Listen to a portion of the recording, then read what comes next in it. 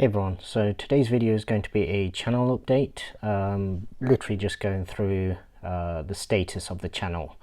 So today's date is the 19th of August. Pull down notification center, so as you can see just there.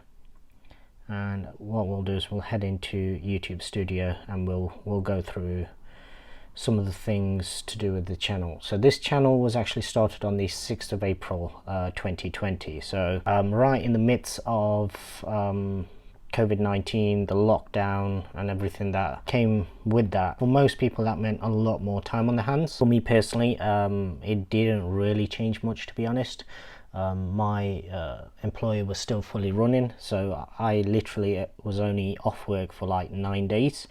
And it was well before this period, so at the time I actually started this channel I was actually still in full-time work. I was only furloughed off for I believe 9 days back in end of February, start of March, something like that. So yeah, so at the time, obviously for me personally, even though I had a lot of ideas with regards to the channel and everything like that, time wise it was still very similar to what I actually have right now. The only difference being for me right now, quite literally, is the fact that I'm on a 3-shift pattern, mornings, days and nights.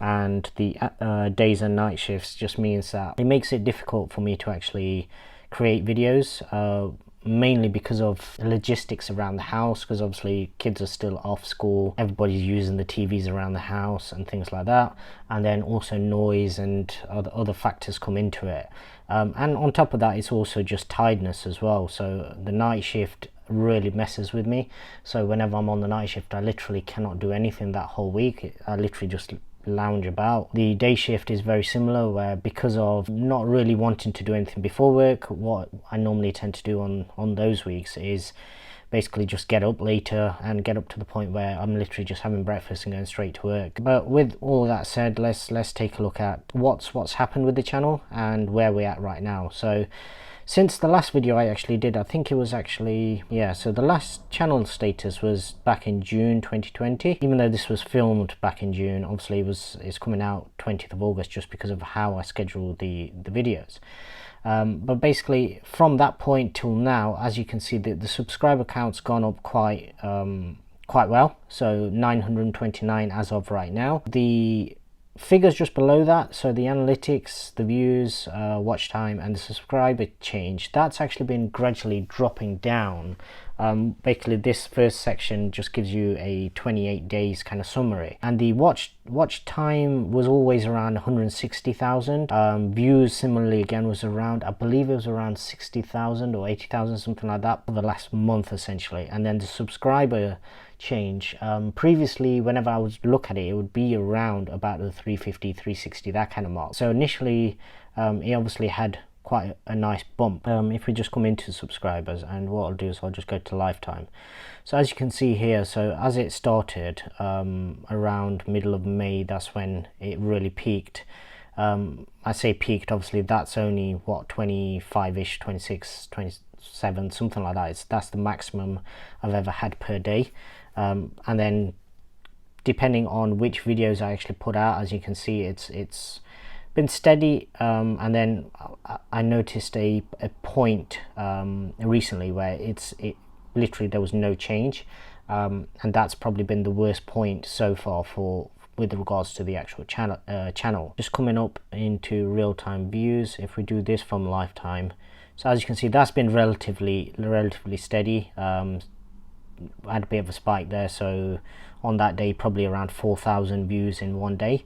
225,000 views in total so far. Before I actually started the channel, obviously I did, as most people do, and you'll see videos everywhere on YouTube about starting YouTube in 2020 or 2019 or whatever. There's thousands of those kind of videos because generally they do quite well. Having watched a few of those and obviously watched some other content around similar things, generally the kind of consensus is it normally takes about a year to a year and a half to actually get your first 1,000 subscribers. And what I also noticed was probably from the point of 300 subscribers onwards, from that point onwards, I was almost seeing like a daily kind of increase in subscribers, even without me having to mention to people to actually go and subscribe and basically like videos, things like that. I've actually made a conscious effort recently to actually stop doing that completely. So I'll still have my intro and outro, and any of the videos where I actually use the blue background on these screen recordings. It will still have.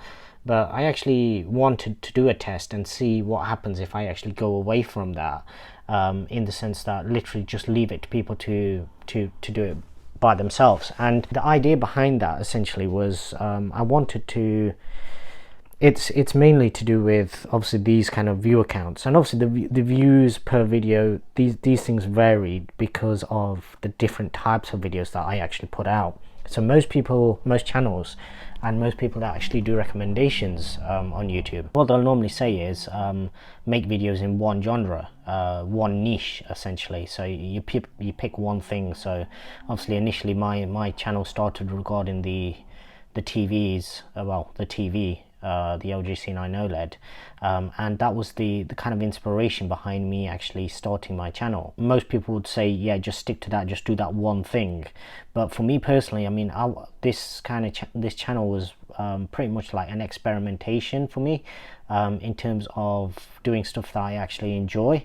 And it was during this period, especially when there was no sport on TV, we'd basically watched all the movies and TV shows and everything that was on TV. We couldn't really go anywhere, so we couldn't even do stuff around the house because we couldn't get deliveries of stuff. So we kind of ended up in a point where there was nothing else to do. So it made sense for me at that time, and I did enjoy, especially with all of these earlier videos where I created like a playlist, and I did various different aspects of that same sort of idea or genre. And then obviously you've got some other mix thrown into there at the start, which none of the travel videos really did that well. To be fair, I mean, there's way too much video there for most people to even click onto it. Most people's attention span tends to be a lot shorter. So I mean, just coming up through these videos, as you can see, anything to do with the OLED TV generally did quite well. Anything to do with settings, things like that.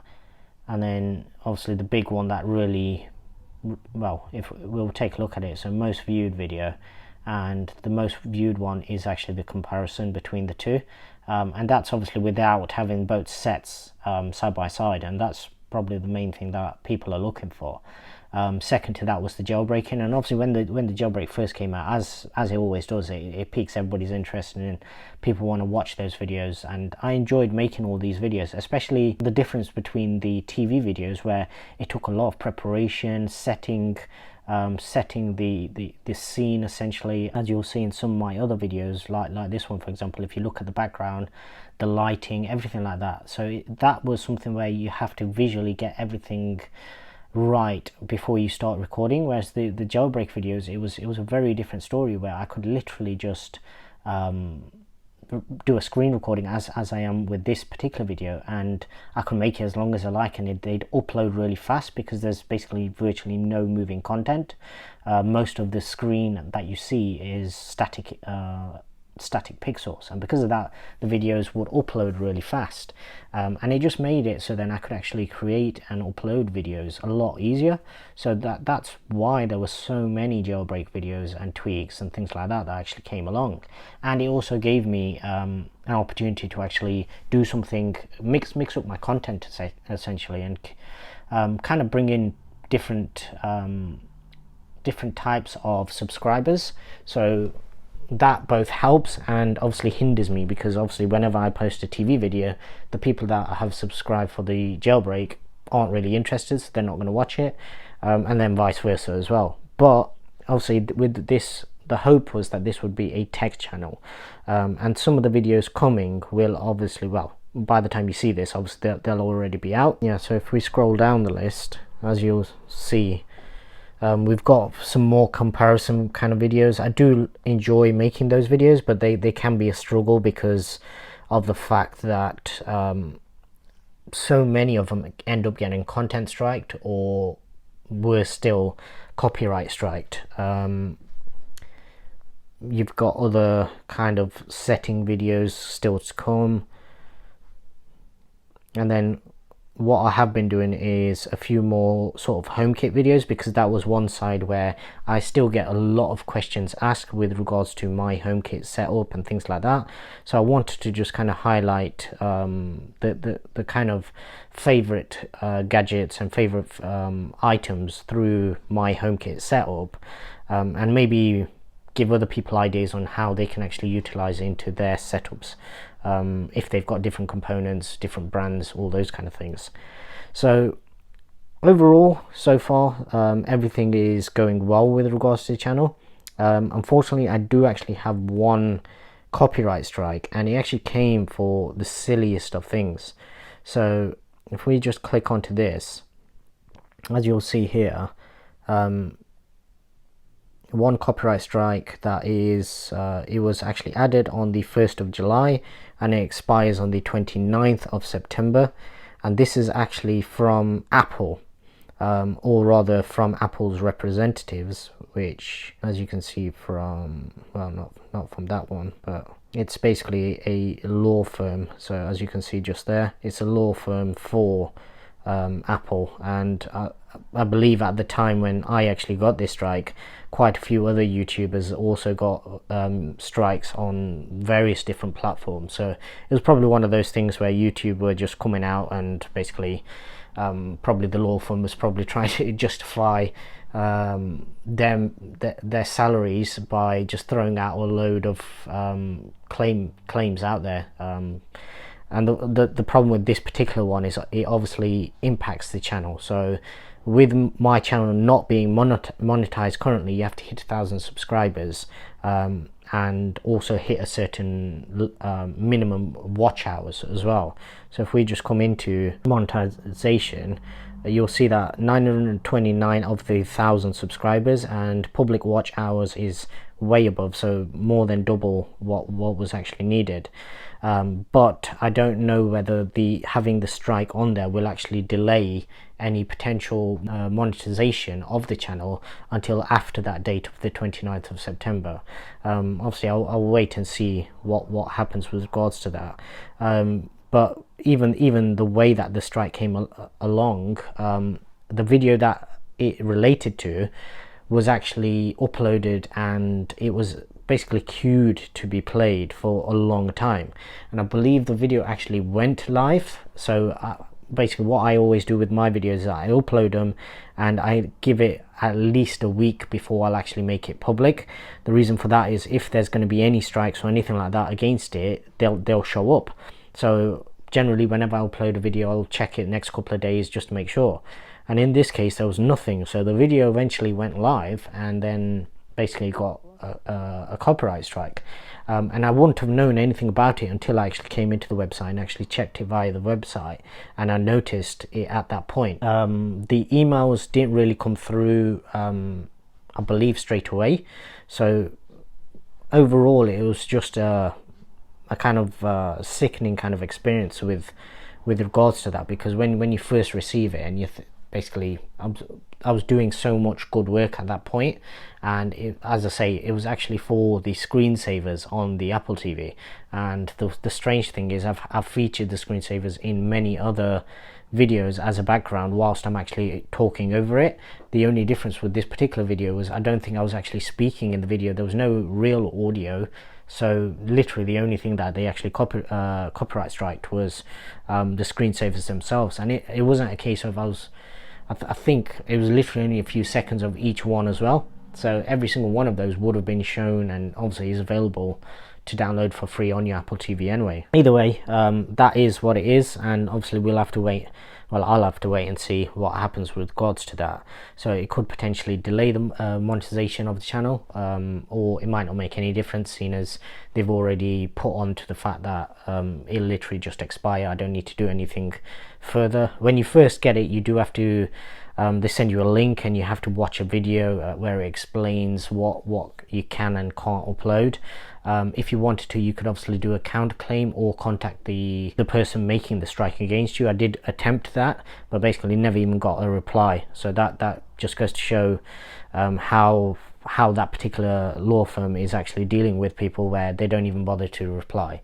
But obviously that's a completely different story.